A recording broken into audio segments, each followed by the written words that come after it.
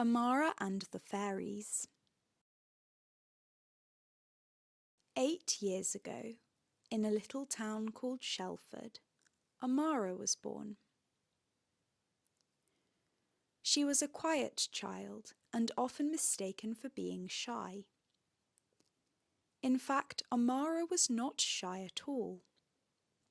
She just preferred not to talk to humans because she found them boring. Amara had a secret that she hadn't told anyone. At the bottom of her garden was a little gap in the fence. It wasn't an ordinary gap in the fence. This one looked like a doorway, almost as if it had been made specially for a little person. Not little like Amara, she was far too tall to fit through. Smaller, as if for a fairy.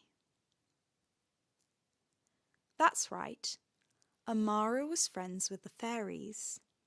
Not all of them, of course, only the ones who lived at the bottom of her garden.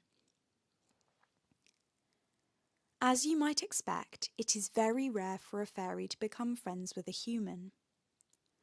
The human must be very special. Amara was kind, and kindness is always special.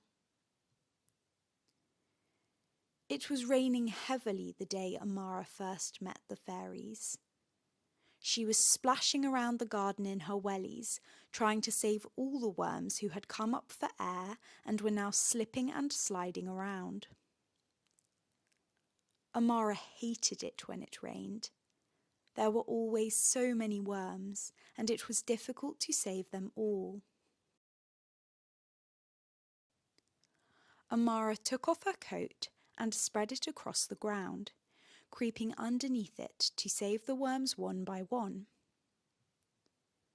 She was happy to be soaked by the rain if it meant she could save the worms. This was when the fairies appeared. Amara's kindness had summoned them, and it was the most wonderful day of her life.